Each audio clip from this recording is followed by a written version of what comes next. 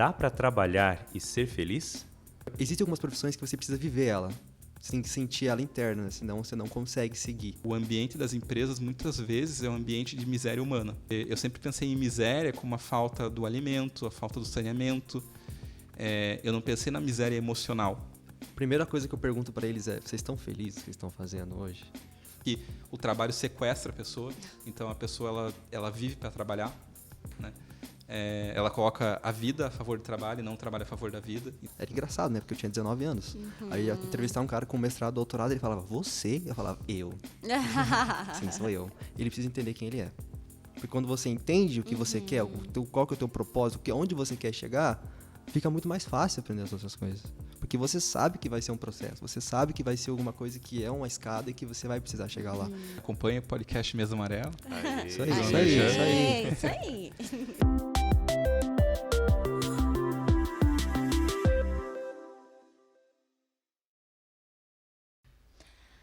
E aí, gente boa, tudo bem com vocês? Sejam muito bem-vindas e bem-vindos ao Mesa Amarela, nosso podcast aqui da Diretoria de Identidade. Eu sou a Laura, host do episódio de hoje, e para a gente começar, eu quero dizer assim, ó, que eu estou me indagando se as soft skills são ou já estão sendo o futuro do trabalho. Salve, salve, gente boa! Eu sou o Valcir, estreio hoje como co-host aqui nesse projeto, na nossa Mesa Amarela. Obrigado, Laura, pelo convite. Estou muito feliz de estar aqui pensando com vocês, trocando ideias e pensando como a universidade pode alcançar vocês que estão aí do outro lado da telinha. E pensando nisso, né, como a universidade nos alcança de algum modo, nós convidamos o Samuel, que é um estudante aqui da PUC, 7º período de Física. Diferenciado, achei. Um curso muito interessante, a gente sabe que precisamos deles, dos físicos. O Samuel, ele, além de estudar na universidade, ele tem várias atuações sociais. Uma delas, ele atua numa startup chamada Alicerce Educação, como coordenador de encantamento. Essa startup visa tornar a educação mais acessível. Samuel, seja muito bem-vindo. Salve, gente boa! É um prazer enorme estar aqui com vocês, compondo essa mesa. Acho que é uma experiência que vai ser bom para todo mundo. Então, estou muito feliz e estamos aí para agregar. Eu achei diferenciado, né? Física, quando eu vi assim, eu falei, nossa, olha só. O pessoal se assusta. Tem uma coisa diferenciada nisso. Muito bem, e para compor também a nossa mesa, o nosso convidado de hoje, eu vou pegar o currículo dele aqui, minha gente, porque é uma coisa também longa. Guilherme Krause é publicitário de formação, é amante da filosofia, estudante de psicologia também no 5º período, igual a minha pessoa, tô contente com isso. Empreendedor, escritor, palestrante e 3 livros que eu tomei nota aqui. 3. Toda segunda-feira é um pequeno Réveillon, Cartas para o Recomeço e Tudo Bem Estar Mal. Fundador da Humans at Work e idealizador da Humans Happiness Survey. Eu treinei muito esse inglês para conseguir falar tudo isso aí, gente. Seja bem-vindo, Guilherme, à nossa mesa. Olá, gente. Prazer estar com vocês aqui. E vamos lá para o bate-papo. Vai ser demais, gente. Com o Valcir estreando ainda. Vamos lá. E para esquentar a nossa conversa, para esse início, eu queria propor um nosso quadro Vamos de 0 a 100 em 30 segundos. Quadro da enrascada. Eu vou propor uma pergunta bastante polêmica e vocês têm a missão de responder de modo breve, rapidamente, um Twitter, como diria o curitibano. Tudo bem? Vamos lá? Preparados? Fiquem à vontade para decidir quem vai ser o primeiro a responder. Dá para trabalhar e ser feliz? E aí? Quer começar ou quer que eu comece? Posso começar? Manda ver, então. Como um bom físico, eu digo que felicidade e trabalho são relativos, né? Porém, se você atrela a sua felicidade a tempo dentro do trabalho, eu acredito que talvez você tenha uma dificuldade, porque você vai ter 4, 6, 8 horas do seu dia trabalhando. Mas se você atrela a propósito, veja, como que eu vou ser triste trabalhando se todo o meu trabalho transforma e impacta tantas vidas, né? Acho que o meu ponto... No seu tweet vai estar isso. No meu tweet vai estar isso. E um emoji no final. Assim. Bom, eu vou entrar na onda da relativização. Tá certo isso? Isso. Né? E vou dizer que depende. Depende do que você considera como felicidade. Se a pessoa ela tiver a ideia de que felicidade é sinônimo de alegria, eu diria que dá para trabalhar e ser feliz às vezes, mas a minoria das vezes, porque em geral o trabalho é uma coisa difícil. É uma coisa que impõe desafios, que impõe incertezas, e isso deixa a gente um tanto angustiado, deixa a gente às vezes cansado. Então, se a pessoa entrar na ideia da felicidade como alegria, eu diria que não dá para ser muito feliz no trabalho nem na vida, porque a alegria é rara. É raro. Agora, se a gente entender a felicidade como um conceito mais amplo, aí eu diria que totalmente, até porque como eu trabalho com isso, seria até incoerente eu dizer que não é possível, né? Ai, vocês saíram bem, né? Ainda bem que essa Eu pergunta acho não é que pra vocês nós, saíram gente, muito porque bem. senão nós estava lascado. Muito bem, Guilherme. Então você começa como publicitário, depois vem trabalhar sobre esse ponto, né, da realização profissional, da realização pessoal, do propósito. Conta um pouco pra gente como que foi essa tua trajetória. Bom, primeiro eu nasci, né? Começa aí. Começa aí. Importantíssimo.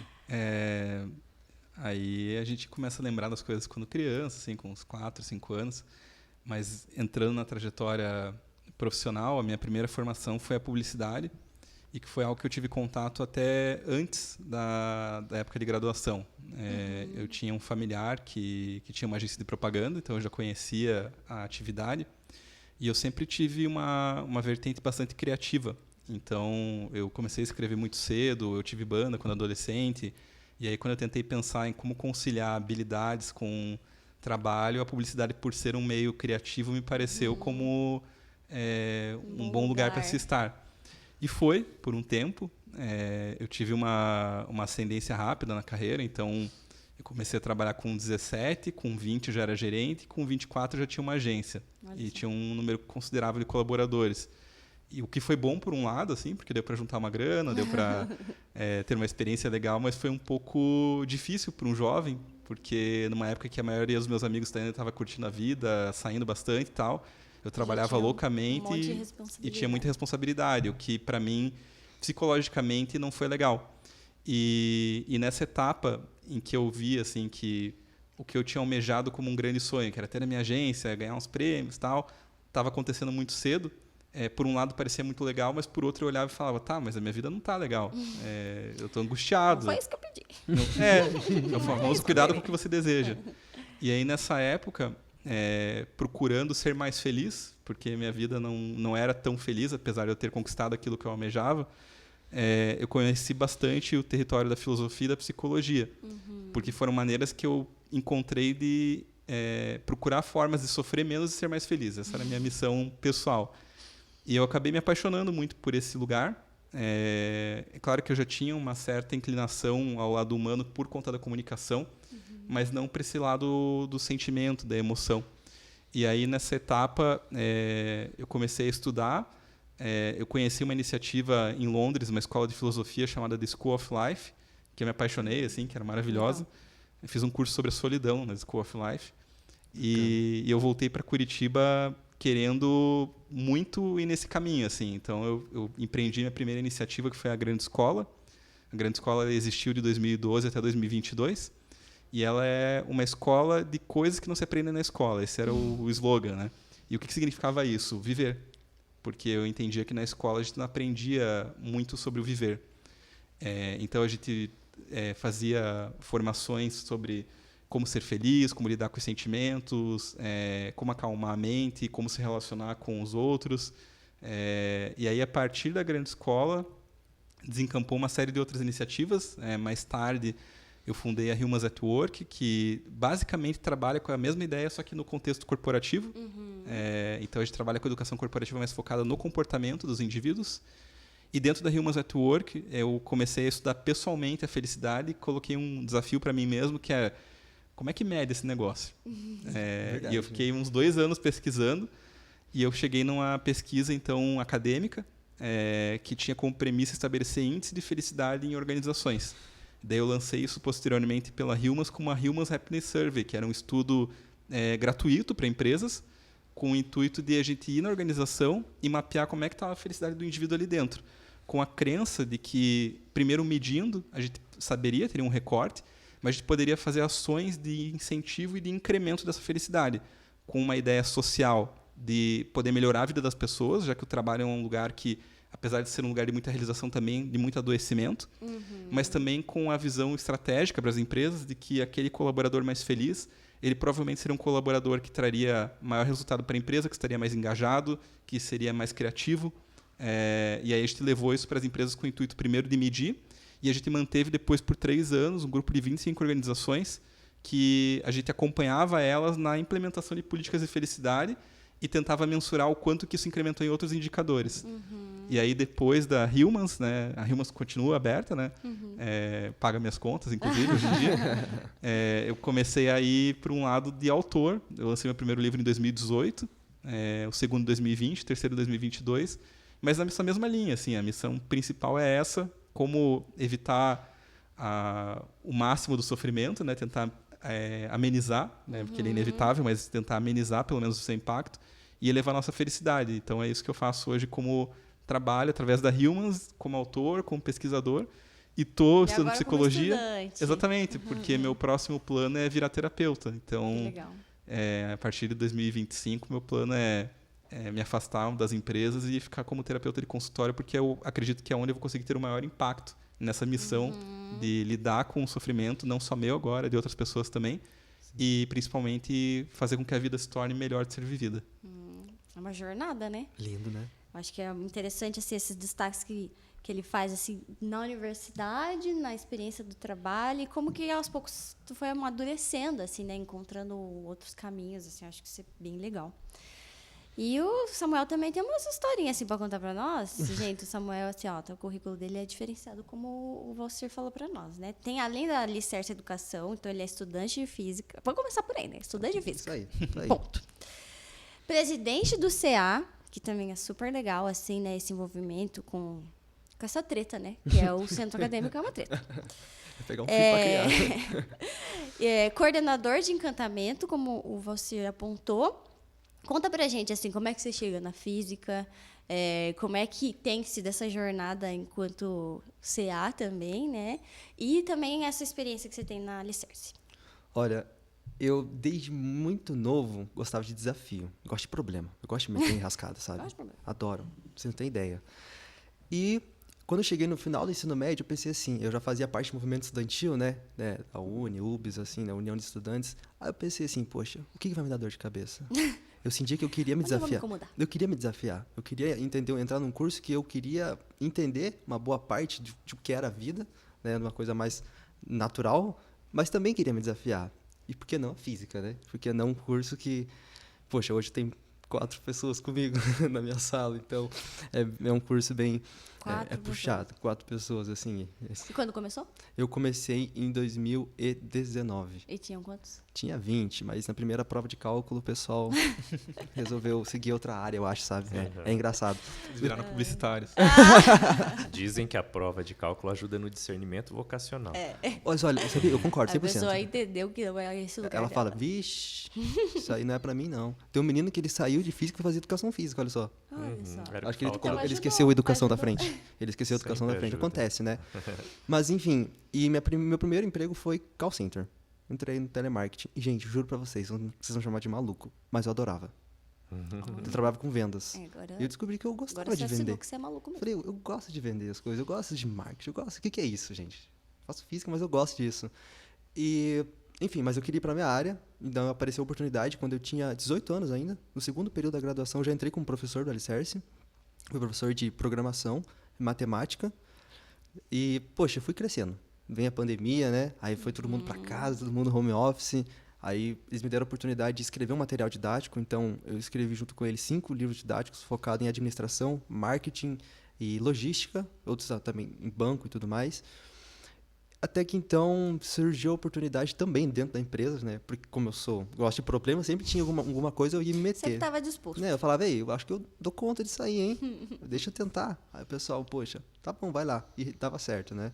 Então, eu acabei entrando no RH, no recrutamento de professores, para aplicar esse material didático em sala de aula. Era engraçado, né? Porque eu tinha 19 anos. Aí, eu ia entrevistar um cara com mestrado, doutorado, ele falava, você? Eu falava, eu. Sim, sou eu. Mas é engraçado, sabe? Mas depois fui pegando o jeito. Mas depois eles aceitavam. Aceitavam. Quando eles viam o material, eles entendiam. Pô, o material estava muito bem feito, assim, né? Claro, não fiz sozinho. Tinha toda uma equipe que me ajudava, de pessoas doutores nessas áreas. Então, depois que cresceu muito a empresa, quando eu entrei, tinha acho que 100 funcionários. A gente está chegando agora a 500 na empresa, né? Nossa, No nível nacional agora. Então, eu comentei com a minha diretora e falei, ei, eu acho que a gente precisa cuidar mais dos nossos professores em sala de aula. A gente tem polo, como assim? É uma empresa de impacto social. Então, a gente tem projetos em lugares muito difícil acesso, sabe? Tem lugar que a gente chama de o líder, o professor de sala de aula, é ele sozinho dentro de uma sala e aí não tem contato com mais ninguém, porque ele está muito longe, assim, né? Obras, a gente tem projetos com refugiados, então, assim, é muito bacana, mas também exige bastante dedicação, sabe? Né? E por isso que eu resolvi cuidar desse pessoal, sabe? Cuidado de quem está na sala de aula, porque sem eles lá, não tem como a gente fazer, né, todo o propósito.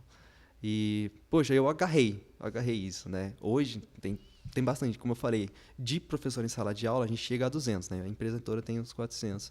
Eu tô entrando em contato um por um. Tô chegando, fazendo reunião com eles, falando, ei, como é que tá as coisas? O que você tá achando? O que você precisa? Porque eu já tava lá, já fui professor de sala de aula. Não é fácil não, gente. Por isso que falo, para quem é da educação, tem que gostar. Tem que gostar muito. É uma vocação. Exatamente. Acho que a pessoa entra na sala de aula e fala assim, não é para qualquer um, sabe? Você tem que sentir, tem que viver aquilo. A gente fala muito sobre a gente aprender a viver, mas existem algumas profissões que você precisa viver ela. Você tem que sentir ela interna, né? Senão você não consegue seguir. É o que eu acredito, né? E agora estamos aí, né? Para o futuro aí, crescer cada vez mais, fazer uma segunda graduação na área de marketing para especializar nisso mesmo, para focar nisso. Acho que o Endo Marketing chama muita atenção. Cuidar dos funcionários é uma coisa que sempre faço. E no CA também. Querendo ou não, eu aplico muito. E o endomarketing no CA, né? No CA. Eu Com chego no essas pessoas aí. Porque assim, o curso tem 20 pessoas. Imagine, formar uma gestão. É o curso inteiro, praticamente, né? O curso é a gestão. Então, poxa, eu, como eu falei, eu sempre me envolvi com movimento estudantil, né? Então, eu assumi o centro acadêmico para dar um rosto para ele, para falar que é legal fazer física. É muito gostoso fazer, sabe? Mas, como eu falei, você tem que viver ela. Você não entra lá e fala assim, eu tenho que ir para a faculdade hoje, não. Ou você vai feliz para a faculdade para fazer física, ou você não vai fazer física. E todos os cursos eu acho que são assim, né? Se você não for, se você não tem, tipo, certeza e pelo menos um pouquinho de alegria no que você faz ali, fica muito difícil, né? Fica muito difícil. Mas eu acho que seja isso. Pouca coisa, né? Bem pouquinho. Meu Deus. Bom, pra gente então entendemos quem são essas pessoas para conversar com a gente. E o Samuel trouxe um pouco sobre essa coisa da alegria, né, de fazer o que se faz, assim. E o Guilherme também apontou para nós. Eu não sei, Guilherme, quando você está nesse momento lá da grande escola, se a pauta das soft skills já era uma pauta assim no mundo, assim, né? Porque eu tenho a impressão que a na minha concepção, ela é meio recente, assim, não é uma coisa super antiga. Mas primeiro, o que são essas soft skills para a gente estar todo mundo no mesmo lugar? E por que se é, né? Por que é essencial, assim, se você acha que ela foi essencial no seu percurso, nessa percepção de si, e ela é essencial para as pessoas, de modo geral, para as pessoas no trabalho? Como que você percebe isso? Então, existia, mas tinha outro nome. Então, eu vejo que soft skills é basicamente um termo novo, nem tão novo assim mais, mas que remete a uma coisa muito antiga, que é o entendimento de que as pessoas elas têm habilidades técnicas, por exemplo, planejamento estratégico, Excel e coisas assim, e elas têm habilidades de comportamento, que são os relacionamentos interpessoais, a criatividade, a capacidade de comunicação e por aí vai. Então, isso seria a diferença entre soft skills e hard skills, né? Hard seriam as técnicas e soft seriam as de comportamento. E eu não acho que isso é uma coisa exatamente nova, porque sempre foi importante as habilidades de comportamento, até porque é um velho jargão assim de RH, né? Mas você contrata as pessoas por essas habilidades, porque essas são as mais difíceis de desenvolver e as mais importantes. A habilidade técnica ela é cada vez mais uma commodity. Então, a habilidade de comportamento ela acaba sendo o diferencial, primeiro, de um bom colaborador, mas também de uma boa empresa. Uma empresa que tem uma equipe bem qualificada nessas soft skills, geralmente vai ser uma empresa com diferenciais de mercado. E, principalmente, quando a gente fala de um contexto mais recente, de um avanço muito grande da tecnologia, essas habilidades elas ganham destaque porque elas se tornam aquilo que diferencia mesmo uma empresa ou um indivíduo. A gente tem ouvido falar agora de inteligência artificial, agora está na moda o chat GPT, né? Aham, isso daí é uma questão, né? Exatamente. E a gente vê que cada vez mais a tecnologia ela torna essa habilidade hard acessível e talvez até, entre aspas, desumanizada. Porque algumas dessas habilidades elas deixam de ser, inclusive, executadas por humanos para serem executadas pela máquina. Então, o indivíduo ele acaba indo cada vez mais para um caminho em que são essas soft skills que definem quem ele é profissionalmente e que definem a sua participação dentro da empresa, dentro da sociedade, por aí vai. Então, eu vejo que é um contexto que se torna cada vez mais falado por conta desse avanço, mas eu não acho que seja uma coisa exatamente nova. Se a gente for ver, elas sempre foram importantes, mas é que a questão é que cada vez mais elas se tornam mais importantes. Acho que esse é o ponto sobre soft skills. E mais desafiadoras, né? Porque aquilo que você falou é a mais difícil de desenvolver, assim, né? E que, em geral, é as que mais dão problema também, né? Porque a comunicação dentro das empresas. Existir é difícil, né? Então, Totalmente. ser humano é difícil pra caramba. Então, Nossa Senhora. lidar com conflito, Lidar com gente. falar sobre seus sentimentos, dar uma notícia difícil, criar uma coisa que você nem sabe o que vai ser, né? Porque ainda não existe, lidar com a incerteza, lidar com gente... isso é muito difícil, sempre foi e vai continuar sendo. Então, eu vejo que, por isso que cada vez mais se fala dessas soft skills, e eu vejo que é legal, assim, que o movimento hoje da educação está cada vez mais orientado a isso. Quando eu falei do surgimento da grande escola, ela vinha muito como uma resposta à falta disso no ambiente universitário, no próprio ambiente corporativo, mas hoje isso já não é mais uma realidade. Eu vejo que cada vez mais, tanto as universidades, as empresas, etc., elas estão preocupados com essa formação humana também. Eu sei que aqui na PUC isso é uma coisa bastante forte pela identidade do Grupo Marista, mas isso não era uma realidade tão forte de mercado. Mas hoje em dia você vê outras instituições com formações, com disciplinas. Né? A gente falou do assunto felicidade. Felicidade hoje é tema de graduação. A gente tem curso de felicidade, a gente tem disciplina de felicidade, e isso alguns anos atrás não existia. Então, eu vejo isso com grande importância e é um movimento que, na minha opinião, não tem volta. Valcir, a gente tem, né, um mote aí que a gente se propôs nessa conversa de falar sobre trabalho e felicidade. É verdade. E ouvindo o Guilherme, eu fiquei pensando, existir é difícil. Mas eu acho que existir atentamente é difícil, porque tem pessoas que passam pela vida distraidamente, não é? Então, ao passo que você dá atenção para a sua existência, para a sua vida, para construir aquilo que você é, ou para encontrar aquilo que você é, aí sim as coisas vão ficando complexas, né? Porque tem pessoas que não se importam com isso e passam pela vida distraidamente, né? E a nossa intenção é sempre essa na universidade, de lembrá-los que a existência precisa ser vivida de modo atento, né? E aí, ouvindo a experiência do Samuel, fiquei curioso, né? Porque a gente sabe que estar na sala de aula já é difícil. A graduação exige as provas, trabalhos...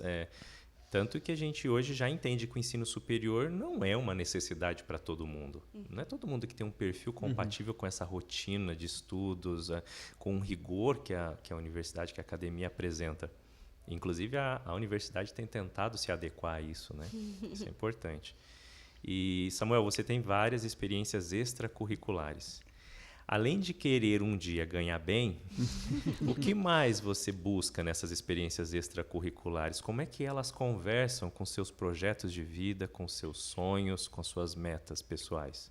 Olha, acho que o principal ponto é o seguinte, né? Uma coisa que eu repito também, que assim, como eu gosto de problema, eu gosto de resolver problema, isso me ajuda muito. Então, toda atividade que eu faço fora isso, tendo essa capacidade de resolver problemas. Eu quero ir lá ver, tipo, eu gosto muito de quando... por exemplo, cheguei no CA, ele tava assim, gente. Terror. Tava um terror. Sentar lá com todo mundo e falar, gente, a gente vai resolver isso aqui. Mas como? Vamos estruturar, vamos resolver isso aqui. Vamos fazer uma reunião, vamos montar um Canva aqui, vamos montar um painel Kanban aqui pra gente saber o que tem que fazer antes e depois, mas a gente vai resolver. Então, além de... O que eu busco em tudo que eu faço, assim, por exemplo, falando um pouquinho também de experiência curricular, sabe? Eu gosto muito de networking. Eu gosto muito de conhecer pessoas. Eu acho isso extremamente importante para o que a gente vai fazer, sabe? Ter pessoas do seu lado que vão te apoiar, sabe? Então, hoje eu tento, qualquer coisa que eu faço, eu falo, eu vou pegar um pouco de conhecimento com essa pessoa. Será que ela me dá um pouquinho? Eu vou pedir. Por exemplo, eu saí da física. Como é que eu aprendi marketing? Eu tive a oportunidade de trabalhar com uma pessoa que teve experiências até dentro de startups assim muito, muito, muito grande. Sentei e falei, olha, tive a oportunidade, falei assim, eu quero ser que nem você, eu quero ser que nem você, pelo menos um pouquinho. Vamos. Ele se propôs a me ensinar e eu gostei, entendeu? Então, além de pegar essa parte de networking, principalmente essa parte de conhecimento. A gente sempre nunca parar, porque ninguém vai tirar isso de mim de jeito nenhum. Talvez quando eu morrer alguém tire. Mas hoje, né, não tem, sabe? Eu posso, tô com dificuldade, mas o conhecimento tem guardado ainda, né? E uma outra coisa é que eu sou uma pessoa muito criativa. Uma pessoa muito do audiovisual, assim, sabe? Então, eu gosto muito de sair de casa para pensar. Então, todo sábado eu tenho que fazer alguma coisa. Ou eu vou num barzinho, ou eu vou dar uma volta no parque, ou simplesmente saio sem rumo andando de ônibus, às vezes, sabe? O mundo te inspira. Exatamente, para mim ter aquele ar, assim, sabe? Então, eu gosto de ter pessoas criativas e ter essa oportunidade, essa liberdade de ser criativo, de ter a ideia do Samuel, sabe? Então, é uma coisa que eu busco muito nesse tipo de experiência. E a tua experiência profissional vai ao encontro disso, assim, né? Exatamente, de sabe? gente, de problema. Exatamente, sabe? Coisa de que eu desafios, fazia, assim. eu fazia muito quando eu era mais novo, né? Falando oi, velho, né? 22 anos. Mas É quando um senhor. meus 19, 20 anos, o que eu fazia? Eu saía sozinho, num sábado à tarde, chegava, por exemplo, ali pelo centro, que sempre tem muito jovem, e falava, não conheço ninguém aqui, eu vou conversar com alguém que eu não conheço. Você aqui, tem sabe? cara de fazer isso. Chegava lá, falava numa rodinha, e aí, gente, beleza? Mas assim, claro, não sendo indelicado, né?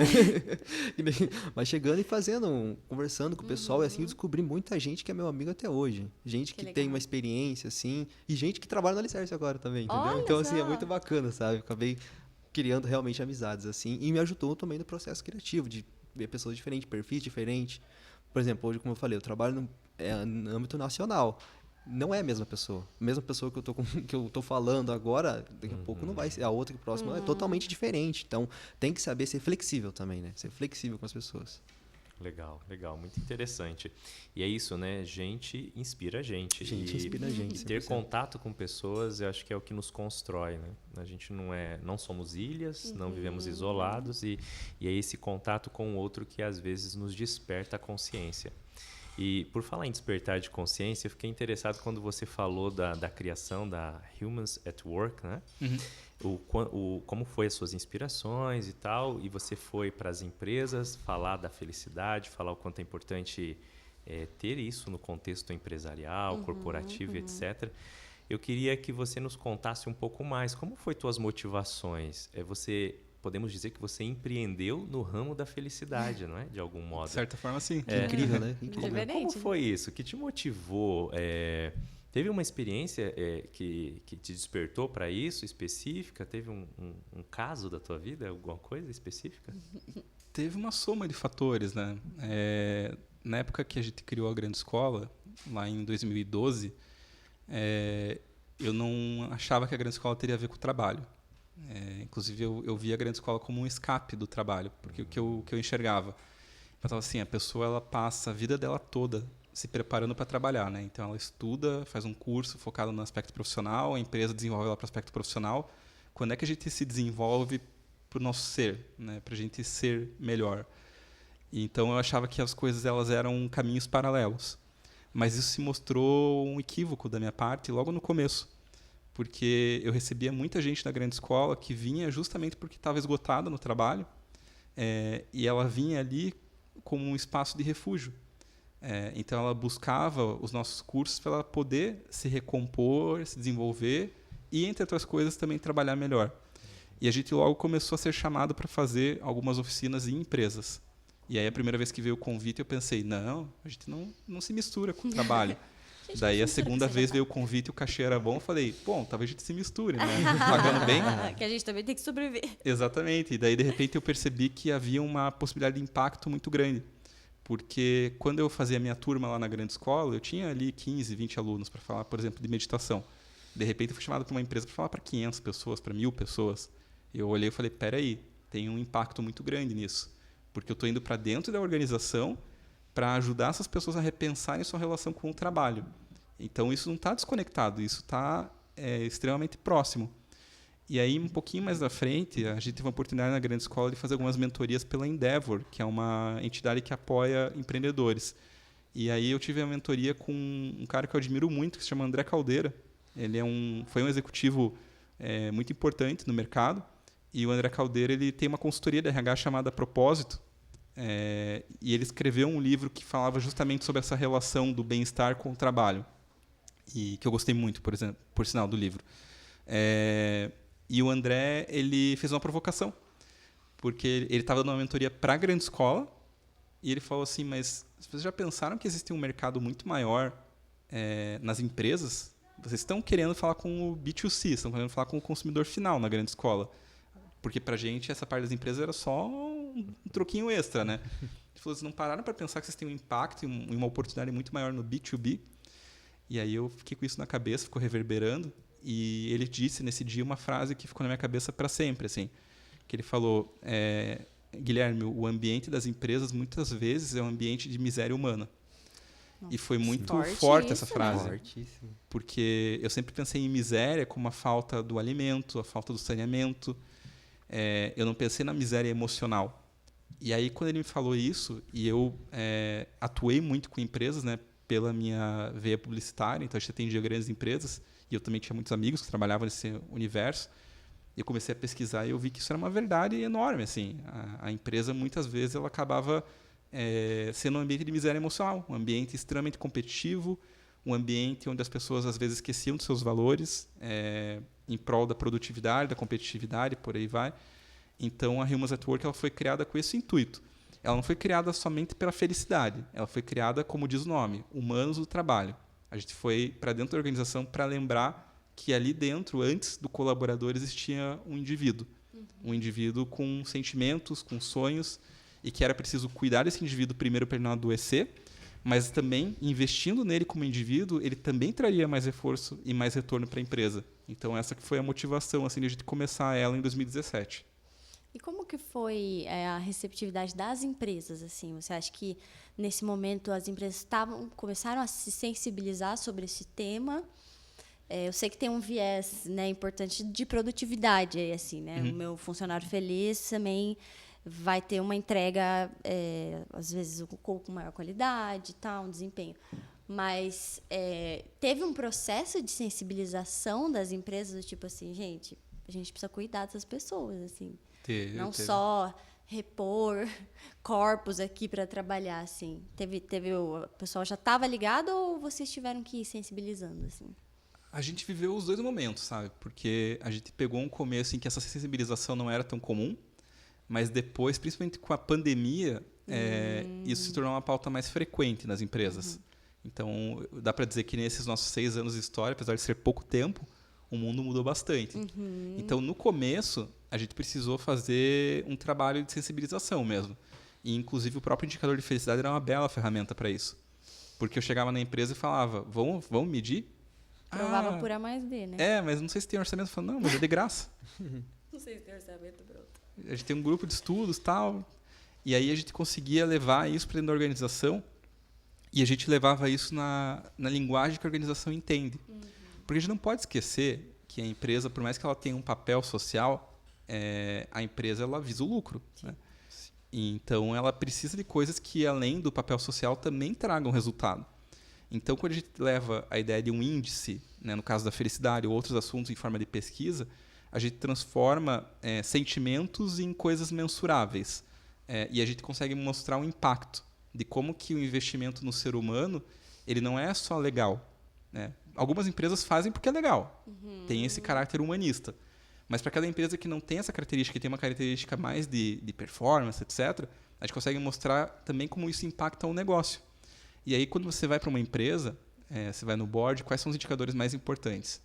Faturamento, inovação, produtividade, retenção de colaboradores, porque você vai formar liderança e cultura a partir disso.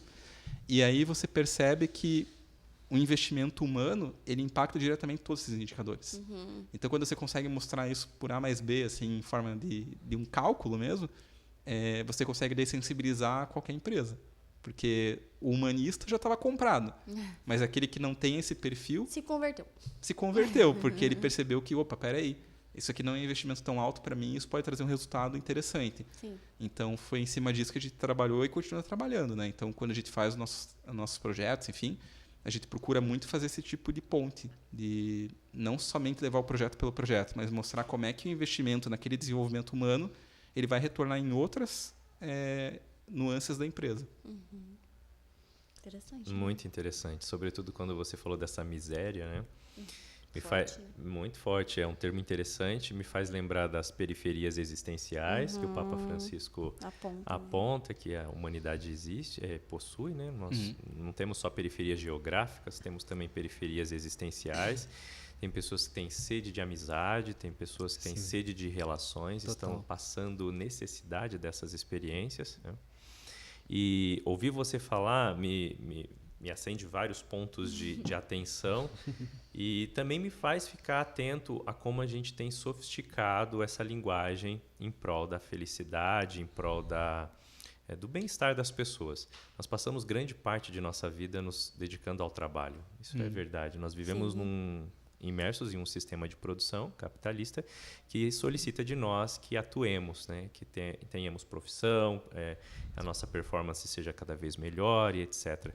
Então, cuidar das pessoas enquanto elas se dedicam a esse processo parece ser uma das necessidades do nosso tempo.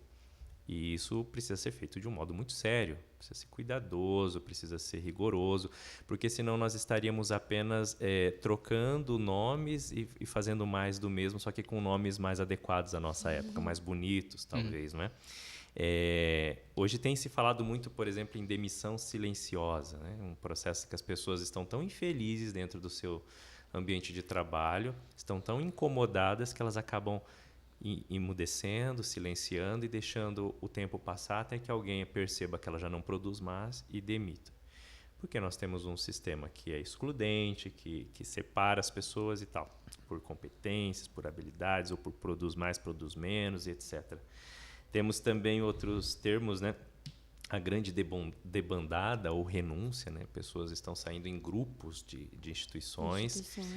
Isso é quase como um sinal de resistência, de demonstrar. Tem uma coisa errada acontecendo aí, não sou só eu que estou saindo. Várias outras pessoas se sentem mal aqui dentro a ponto de querer sair, né?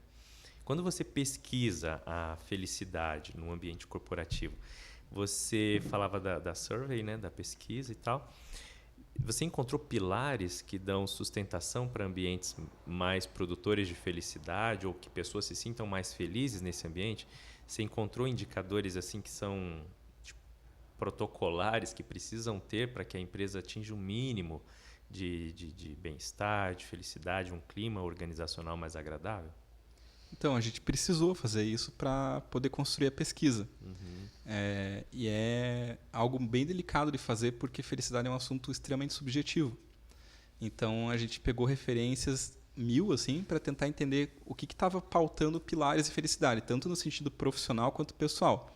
Então, a gente foi olhar, lá no Butão eles têm o Ministério da Felicidade, né? Tem o FIB, etc. Então, a gente pegou lá tem 9 pilares. A gente pegou os 9 pilares do Butão, foi entender. Aí a gente pegou uma pesquisa da Boston Consulting Group sobre o que tornava o ambiente de trabalho mais feliz em cada país. E muda, né? Porque é cultural. Claro. Então, o que torna um colaborador feliz no Brasil é diferente do que torna um colaborador feliz nas Filipinas. Então, a gente pegou essa pesquisa para tentar estabelecer pontos em comum e a gente fez uma primeira pesquisa teste para tentar entender os pilares mais importantes para as pessoas que estavam trabalhando nas empresas parceiras nossas. Então, a gente fez a primeira rodagem com 25 empresas, e empresas grandes, né? Então, as empresas elas tinham que ter pelo menos 500 funcionários para participar. Então, para a gente ter um volume grande de base. Uma população, uma amostra. Né? E aí a gente estabeleceu os pilares da nossa pesquisa, fazendo um milkshake assim, dessas 3 fontes, né? Do Boston Consulting Group, do FIB e daquilo que a gente averigou nas organizações. Aí algumas coisas elas são bem básicas, né? Então, por exemplo, são 6 pilares que sustentam a pesquisa. Então, um pilar básico que a gente tem é estrutural. Se a empresa oferece uma boa instalação de trabalho, se ela paga um salário que consegue suprir as necessidades básicas da pessoa, se ela tem um clima de trabalho que não é hostil. Então, se a empresa tem uma boa reputação. Isso é um ponto também importante. Olha só. Porque às vezes você pega, né, vamos lembrar de um desastre que teve recentemente da Vale, por exemplo, ou da Odebrecht, que são duas empresas muito grandes e que tiveram escândalos enormes de opinião pública. É muito delicado para um funcionário que trabalha nessa empresa, porque ele questiona, peraí, né? Faz todo sentido. Quem sou eu na fila do pão agora? Eu represento essa empresa, eu concordo com isso? Será que eu não estou ajudando nisso? Sem contar que às vezes ele recebe uma crítica social, né? Gente que Sim. aponta, vê ele com crachá e critica ele e por aí vai. Então, até a questão de reputação conta. Então, esse é o primeiro pilar, essa questão estrutural que é o mais básico. Mas aí existem outros pilares que são mais sofisticados. Então, por exemplo, a gente tem um pilar de alinhamento de valores, que fala sobre propósito de vida pessoal e o cruzamento com o propósito da organização. Se os valores que eu cultuo são coerentes com os valores que a empresa cultua, se eu tenho amor pela minha atividade. Então, esse é um pilar. Um outro pilar é relacionamento, que ele vai estar presente em qualquer modelo de felicidade. Isso é comum, assim, commodity. Qualquer modelo de felicidade que você pegar vai ter relacionamentos, né? Porque o ser humano é sobre isso, é sobre relacionamentos. Então, como é que estão as relações humanas naquela organização, com pares, com líderes, etc. Tem um outro pilar que a gente chama de desenvolvimento, que é em relação ao sentimento que a pessoa está crescendo naquela organização. E daí não é crescer que ela está ganhando cargos e ganhando mais dinheiro. É crescimento intelectual. Sim, ela sente evoluindo, né, como indivíduo. Então, esse é um outro pilar. Existe o pilar do equilíbrio, que vai falar sobre manejo de estresse, gestão de tempo, se a pessoa consegue cuidar da vida dela, né, porque o que acontece muito é que o trabalho sequestra a pessoa. Então, a pessoa ela vive para trabalhar, né? Ela coloca a vida a favor do trabalho e não o trabalho a favor da vida. Então, isso gera um desequilíbrio. E aí existe o pilar pessoal, que é se a minha saúde está em dia, se eu estou me alimentando bem, se eu estou dormindo direito. Então, essa soma toda sustentou a nossa pesquisa. Foram os pilares que a gente elegeu, que, no fundo, se você for ver, 80% deles está em quase todos os modelos de felicidade. Né? Não tem segredo. Ter boas relações, comer bem, fazer o que acredita, evoluir, né? A vida é sobre isso. Então, foi o que a gente galgou para sustentar o estudo. E foi bem importante definir isso, porque é o primeiro parâmetro de mensuração. Né? Eu tenho que saber o que eu vou mensurar e depois o que eu vou desenvolver. E o Samuel, ele traz para nós sobre essa escuta dos professores, né? Essa fala do Guilherme faz sentido na escuta que você faz dos professores na sala de aula, quando você escuta as demandas deles, eles trazem isso? Quais são os maiores apontamentos assim deles? Olha, assim, a gente escuta muito. Eu acho que a primeira coisa que eu pergunto para eles é: vocês estão felizes com o que estão fazendo hoje?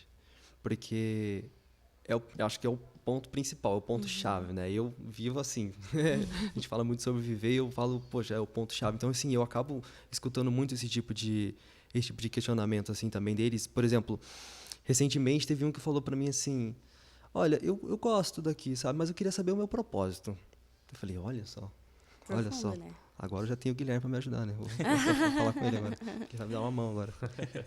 Então, poxa, e isso é muito legal quando você chega a falar com um profissional da tua empresa, porque eles se assustam. Ainda mais na educação. Falar de educação, grandes escolas por aí não trabalham muito com o professor, assim, né? Falar que o professor está tudo bem, eles só colocam bastante demanda. Então, eles ficam assustados. Eles falam, pera, você não vai falar nada sobre a minha prática? Eu falei, não, quero que você fale sobre você, eu quero que você me conte o que está acontecendo. Então, eles não têm nem ideia, às vezes, do que é uma soft skill.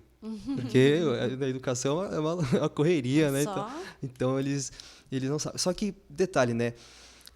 Eu até estava escutando ele falar e me lembrei de muitas coisas que acabei vivendo também. Que tem muita... A gente fala de startup, que o pessoal fala, não, é diferenciado startup, é um negócio lá, os caras trabalham como quer, onde que quer. Mas eles falam assim, pô, não, a gente é diferenciado. Você chega lá, tem um puff, tem um puff. Tem um cafezinho. Você pode ir de Havaiana na sexta. Só que eles te entopem de demanda até você não aguentar mais também, né? Então, no final, eles falam, pô, mas por que será que ninguém... a mão de obra não é qualificada. Mas a tua empresa também é para dar uma mão de obra boa pra gente? Ela é qualificada para que a gente queira estar com vocês, sabe? Eu acredito muito que para mim trabalhar, eu tenho que acreditar no propósito da empresa também. Tem que ver sentido no que está acontecendo. Se eu não vejo, não tem muito o que fazer, né? Eu acho que até minha chefe fala, Samuel, se você não estiver encantado com alguma coisa, você não vai fazer ela. Tanto que eu já mudei de funções por causa disso, que eu falei pra ela, ó, não, eu tô fazendo, mas eu não tô bem nisso aqui, eu não acho que, não é o Samuel que tá fazendo, não é só um robozinho que criou na minha mente aqui automático.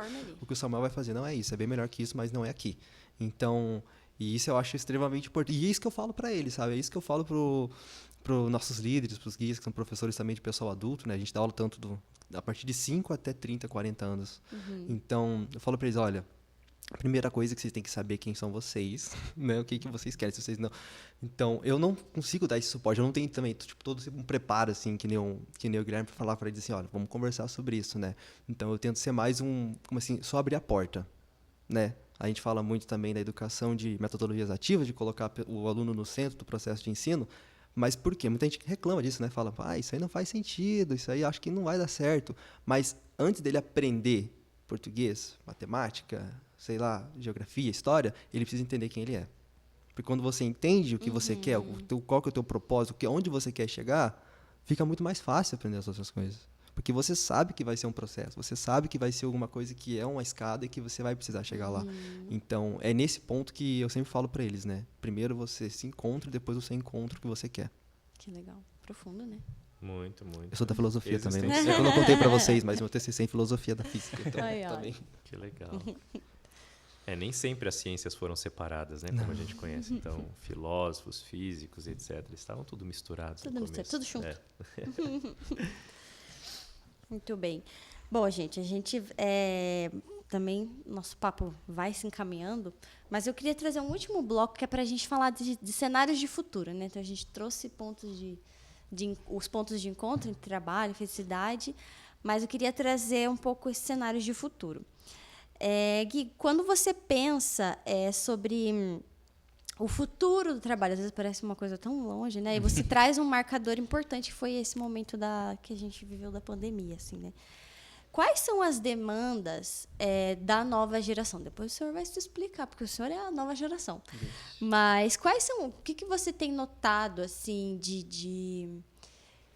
do que a gente aprendeu, o que a gente não aprendeu como que a nova geração tem se portado em relação a isso, né? Esses fenômenos que o Valcir trouxe são fenômenos muito eminentes, né, da geração Z e tal, que tem feito isso, aquela coisa que a gente esperava que a pessoa ia trabalhar 30 anos na mesma empresa. Hoje não, hoje os jovens querem mobilidade, trabalham um pouco aqui para ir fazendo esse megazord de experiências, né?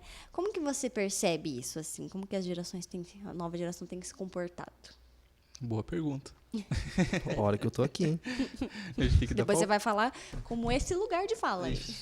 Eu nesse assunto eu sou do palpite, assim, porque é um assunto bastante subjetivo também. E o que eu vejo, eu gosto de enxergar, assim, o que está acontecendo pegando algumas metáforas, sabe? Então, eu olharia assim para o futuro do trabalho basicamente pegando 3 mercados. O primeiro mercado, que é o mercado de redes sociais, e aí vamos pegar o TikTok, o Instagram. Acho que é um primeiro olhar, assim. O segundo mercado, eu pegaria o mercado de entretenimento e produção de conteúdo, né, com o advento dos streamings. Então, a gente está vendo hoje uma chuva, né?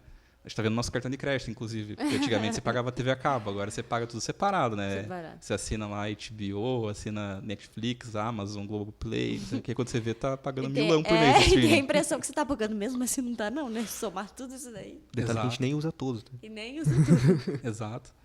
E eu pegaria isso num outro mercado recente, assim, que é esse mercado das plataformas de trabalho. Porque a gente vê... Aí eu tenho a plataforma presencial, que eu usaria o coworking como uma metáfora, e eu usaria uma plataforma digital, que é o Teams, ou o Slack, ou o Zoom, ou o Google Meet, por aí vai. Que eles foram evoluindo e evoluíram muito na pandemia, inclusive, para trazer essa mobilidade. Então, eu vejo assim que a gente vê... nesses 3 segmentos, eu vejo 3 tendências muito fortes. No caso da rede social, eu diria que é a tendência da descentralização. Então, você pega, né, hoje um produtor de conteúdo no Instagram ou no TikTok, ele se torna uma grande mídia. E eu acho que isso é uma metáfora muito grande do que está acontecendo no mundo.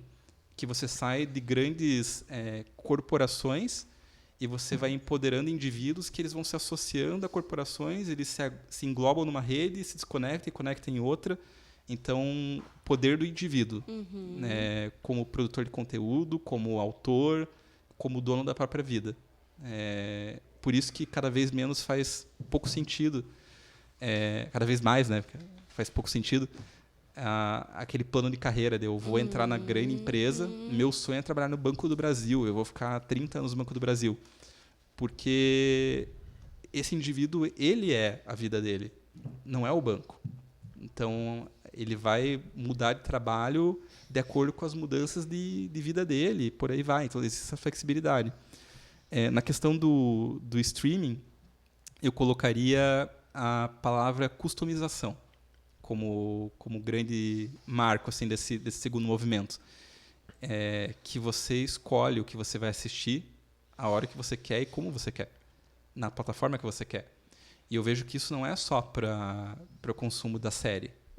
Isso é para como você vai almoçar, como você vai namorar, como você vai trabalhar.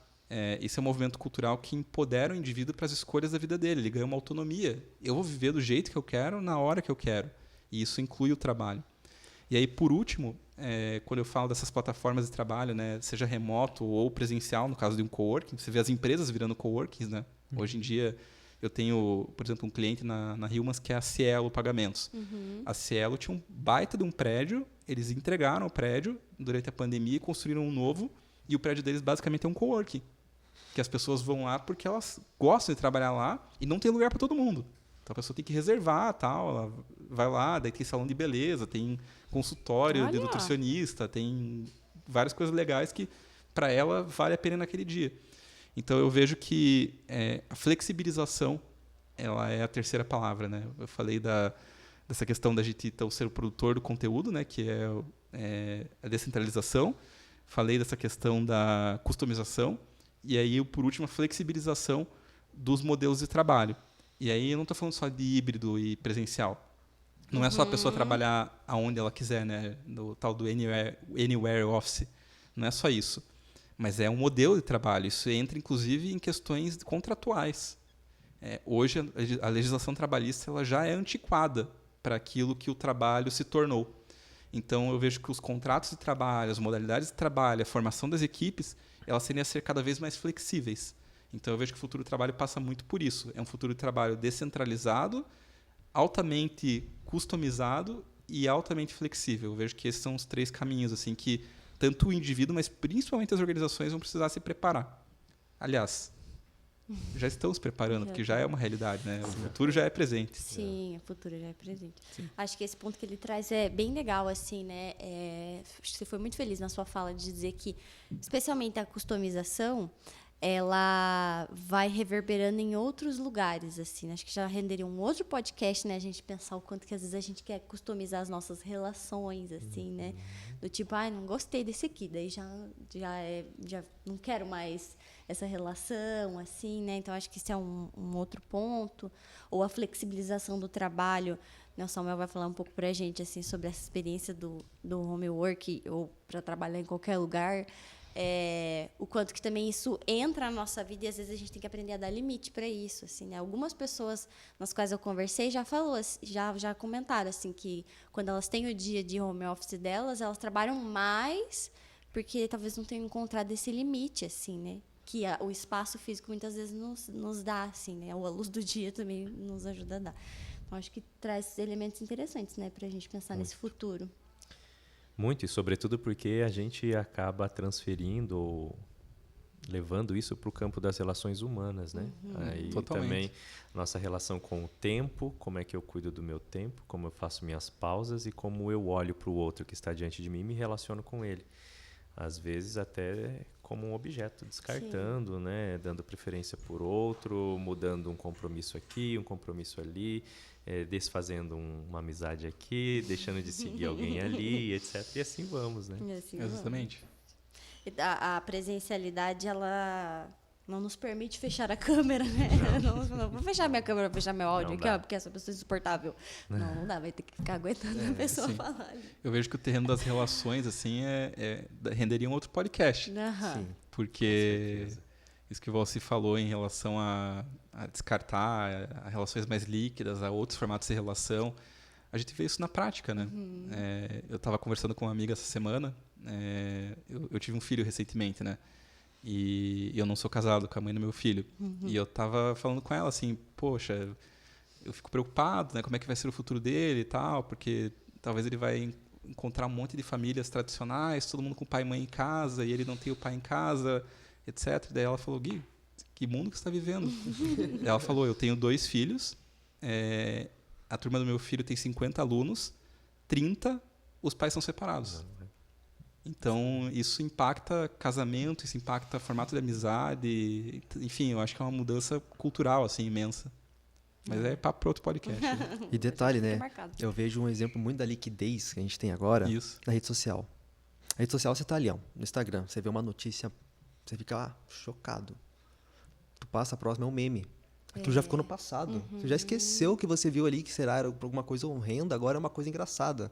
Tu já nem sente mais aquela tristeza, aquela empatia que a gente sentia antes, né? Eu falo com o pessoal, assim, às vezes lá da empresa, que quando tinha um jornal impresso, você tinha uma sessão só de parte triste, só de coisa ruim, você ficava lá em choque, né? Você trocava de emoção para ver o outro. Agora não, é muito rápido, é só rolar a tela, ó. Rápido. E vai passando, vai passando. Essa tua fala, a gente... nós fazendo jabá de nós mesmos. Vou fazer jabá. Essa fala que você traz, a gente, na temporada passada da Mesa Amarela, teve um bate-papo com um rapaz chamado Ike Veiga, que ele é palhaço, mas ele fez uma fala muito nesse sentido, assim, né, sobre a gente ter tempo para digerir, principalmente notícias que são muito impactantes, assim, e que a rede social já não dá mais, né, esse tempo para a gente. Assim, a gente passa, e como que a gente também elabora isso dentro de nós, assim, né? Como a tristeza vai já não tendo mais espaço dentro da gente, e aí falar sobre mecanismos de fuga, assim. Então, se você não viu, veja esse podcast que foi bem legal.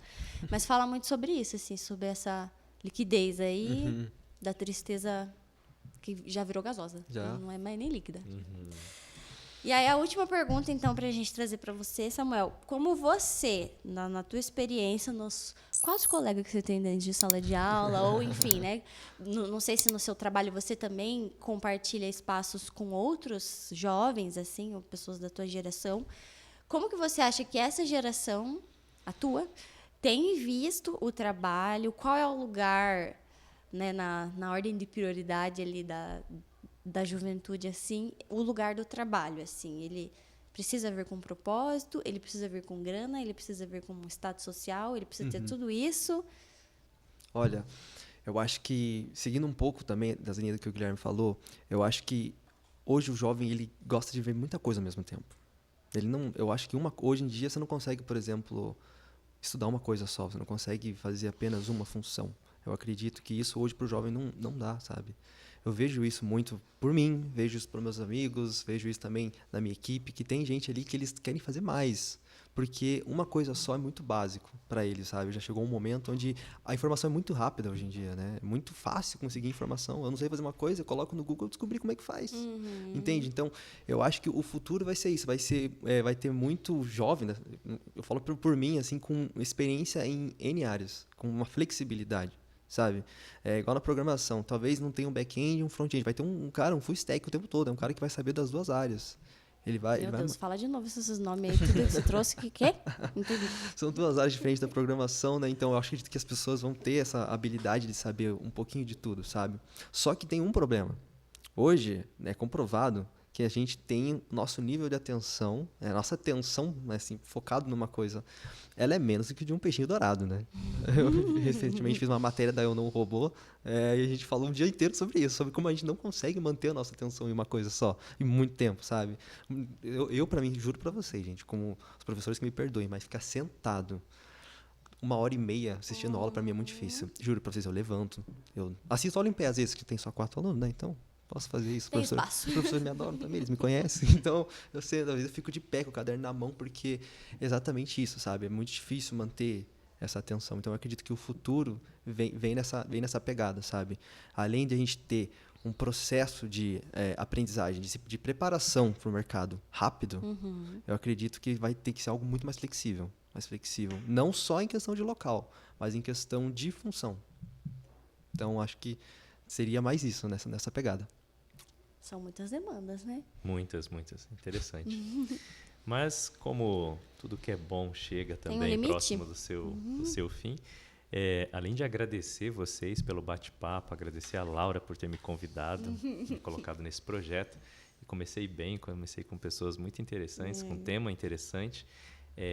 Guilherme, você tem alguma dica para dar para os nossos ouvintes, para o nosso público que acompanha, para essas pessoas que querem, a partir de agora, buscar felicidade também no seu ambiente de trabalho?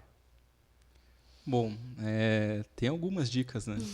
A primeira é acompanhe o podcast Mesa Amarela. Isso aí. Primeira dica é cuidado, sabe? Porque às vezes a busca pela felicidade pode levar à infelicidade. Se a pessoa ela não entende o conceito e ela cai naquele famoso discurso da positividade tóxica, do tipo, tem que ser feliz no trabalho, é isso. Ao outro podcast que a gente pode fazer. Esse é um tema importante, assim. Então, eu diria que a primeira leitura que eu diria para uma pessoa fazer é o livro A Sociedade do Cansaço. Do Churran. Porque ele vai falar sobre essas duas dinâmicas, tanto do trabalho quanto da felicidade. E eu acho que a pessoa, lendo esse livro, ela vai estar já preparada para não cair nesse discurso da positividade tóxica. Aí, saindo disso, daí tem um livro mais levinho, né? Porque esse é um livro curtinho, é bom de ler, mas ele é denso em conteúdo. Denso em conteúdo. Aí tem um outro livro que se chama O Jeito Harvard de Ser Feliz, do Sean Acor, que aí ele vai falar da felicidade no sentido da psicologia positiva, ideias de como é que se desenvolve a felicidade, ele traz isso para o contexto corporativo. Tem também o Seja Feliz, do Tal Ben-Shahar, que vai na mesma linha. Mas eu digo para a pessoa fazer essas duas leituras para ela fazer o yin yang, assim. Porque às vezes a pessoa cai muito no discurso da psicologia positiva e ela acredita que se ela meditar, agradecer todos os dias e comer banana, ela vai ser feliz. E não vai ser feliz. Ela vai ter uma elevação de satisfação por um tempo, né? Então, entender que o conceito da felicidade ele não é superficial, ele não é igual à alegria, ele é uma jornada de autoconhecimento e principalmente de aceitação humana. Então, por isso que eu diria para ver essas duas vertentes, né? Um livro um pouquinho mais pesado, o outro mais leve, que daí ela pode comer banana, meditar, mas ela vai entender que isso não é só felicidade, isso é um pouquinho de bem-estar, que a felicidade é muito mais ampla, né? Então, são minhas dicas de leitura. Obrigado. E meus livros também, né? Esqueci de indicar os meus próprios. Ele indica a gente, mas não se indica. O último se chama Tudo Bem Estar Mal. E só tá dar no tudo bem? Google Tá aí, tudo beleza. bem, né? Tá tudo bem. Tudo bem estar mal? Tá ótimo. Tá ótimo. Estar mal é ser humano, né? Exatamente. Ser humano é estar bem e mal. Essas duas coisas. Condição da existência humana. Exatamente. Para abrir também, para continuar esse bloco de recomendações, a gente também quer recomendar nós mesmos pela segunda vez, que é isso que a gente faz. Aqui atrás, inclusive, vocês vão ver, a gente tem um programa de saúde espiritual que esse que vos fala aqui, ó, nos brinda com a sua voz maravilhosa. Na verdade, são vários desdobramentos, né, Valcir? Mas o que a gente quer indicar são dois, um para aqui dentro de casa, para quem é estudante, ou que pode vir aqui, ou que pode nos acompanhar também online. Nós temos as meditações, né, os grupos de meditação, que são várias modalidades que nós vamos ter durante esse ano, né, Valcir? Que é super legal. Então, quem é estudante da PUC ou quem pode vir aqui, pode participar, faz a sua inscrição. Nós vamos deixar os links todos na descrição. E aí eles podem participar, até mostrava para o Gui a salinha de meditação que a gente tem. A pessoa também pode acompanhar online da sua casa. E também a meditação diária, que já está no Spotify. Então, você vai terminar de escutar. Se você está nos escutando no Spotify, você vai terminar de escutar esse podcast. Já vai abrir o link das meditações diárias também, todos os dias, né? Alguns minutinhos para a gente se centrar. O Valcir, eu falei, desde que essa parte eu falo, porque estou falando propaganda do senhor. Gui, Gui já foi. Samuel, suas indicações. Olha, eu vou seguir uma parte um pouco diferente. né? Eu acho que eu vou falar mais um pouco de prática, né? Boas práticas, mas é num sentido muito mais interno, sabe? Eu acredito que o mercado de trabalho está cheio de pessoas querendo ser outras, querendo, eu quero me... As pessoas levam muito ao pé da letra na inspiração e querem ser igual. E eu acho que a gente precisa ser a gente mesmo dentro do mercado de trabalho. Você precisa ter a sua identidade. Então, se eu desse uma recomendação, assim, com base em tudo que eu... Claro, sou bem novo ainda, mas vivi bastante coisa. E tudo que eu vi, eu digo que eu sou muito intenso no que eu faço. Então, eu digo para ser você mesmo no mercado de trabalho. Não tenha medo de colocar a sua opinião, de falar quem você é na reunião lá, falar do seu jeito as coisas, porque assim você vai acabar descobrindo quem você é também. É isso. Suas recomendações, Valcirzinho? Eu tenho uma recomendação prática, de ordem prática também. Eu tenho lido bastante, estudado sobre processos de educação para a interioridade, porque é assim que eu faço aqui na PUC, e também porque é o que eu me interesso enquanto ser humano. E tem um estudioso norte-americano chamado Richard Davidson, que há algum tempo ele tem falado que a base de um cérebro saudável é a bondade. Enfim, era um cientista que sempre estudou depressão, ansiedade, mas ele teve um encontro com o Dalai Lama, nada mais, nada menos que o Dalai Lama. Né? Só ele. E o Dalai Lama o provocou, né? Por que você não fala do contraponto da depressão, da ansiedade? Como que as pessoas podem ser mais felizes? Como que elas podem ser mais saudáveis? E ele passou a estudar mentes saudáveis. Então, ele é um neuropsicologista, ele é PhD em neuropsicologia, e ele faz pesquisas comprovando como a ternura, a bondade, a compaixão podem fazer bem para as pessoas. Então, eu queria dar uma dica de ordem prática para você que está nos ouvindo ou assistindo e para vocês que estão aqui na mesa. Depois de passar por esse momento de assistir, vá até uma pessoa que você ama de verdade e diga para ela o quanto ela é importante para você. Faça essa experiência e peça para que ela faça o mesmo com outra pessoa. Desse jeito, a gente vai estar criando uma onda de bondade, de ternura e compaixão que pode alcançar alguém que realmente precisa, alguém que está num momento difícil, mas o maior beneficiado vai ser você. Você vai perceber que o seu organismo vai liberar um monte de neurotransmissores importantes para a felicidade, para a saúde, para o bem-estar, e a gente quer competir com todas as engrenagens do mundo para mentes mais saudáveis. Então, essa é a minha dica prática. Dica prática. A gente teve várias recomendações, né? Bonitas, profundas, sérias. Eu vou fazer uma bonita e séria e a outra bem engraçadinha. Então, a primeira, que meu papel é ser engraçadinha. Eu queria recomendar Nomadland, que é um... Ai, não sei se é assim que fala, gente. Acho que é Nômades. É um filme. É um filme, tá? Ele é super legal, assim. Eu acho que ele é bem provocativo sobre uma outra forma de existir no mundo, uma outra forma de construir relações e de construir trabalho também. Mas especificamente sobre ser no mundo, assim, que eu acho que é um filme bem interessante. E o outro, que eu vou te pegar de surpresa, porque eu e Valcir, a gente é fissurado nessa moça, nesse rapaz, nesse ator, que faz uma moça, que é a doutora Rosângela, que a gente dá muita risada. Eu não me lembro agora qual que vai estar o @ dela lá, mas eu vou colocar no Instagram. Mas porque é um rapaz que ele faz, uma psicóloga, que começa sempre, oi, tudo, né? E vai terminar com gratiluz, gratitudo. Mas, assim, embora sejam vídeos cômicos, assim, eu sempre saio com aquilo, assim, pensando... o que ela poderia ter... O que trouxe, né? Como ela mesmo diz, ela não promete nada, mas entrega muito. Entrega muito. Então, assim, é sobre isso. E aí, os vídeos que ela traz, principalmente no Instagram, assim, eu acho que são bem divertidos. E depois você fica com aquilo, assim, ó, com aquela coisinha, assim. Então, eu acho que, para mim, particularmente, eu acho que a diversão, o riso, ela, às vezes, tem uma capacidade de nos ensinar algo interessante, assim. Então... Queria fazer essas duas recomendações. Muito bem, é isso, né, Valcir? Que estreado nosso calouro aqui na mesa amarela. Passou. Quero agradecer vocês, Guilherme, Samuel, por estarem aqui conosco, toparem essa loucura que é esses bate-papos. Acho que saímos mais preenchidos, né, de outras pessoas, de outras relações. Acho que é bem legal. Quero agradecer Valcir por estar aqui, por topar também, estar aqui com a gente. Vocês vão ver mais a carinha do Valcir agora, aqui com a gente. Quero agradecer também ao João, que está ali todo sério e é o nosso mestre das lentes aí. Tá muito concentrado, Tá tô com muito medo. concentrado. Ao Juliano, que depois vai trabalhar todo nesse projeto aí, editando pra gente. Então, todo o pessoal do Farol 1817. A nossa apoiadora, a FTD Educação. E o nosso patrocinador, a Chamex. Não esqueçam de nos seguir no Instagram, de acompanhar. Nós vamos ainda ter alguns episódios aí para nossa jornada de segunda temporada de Mesa Amarela. E encontro vocês na semana que vem. Tchau, tchau, gente!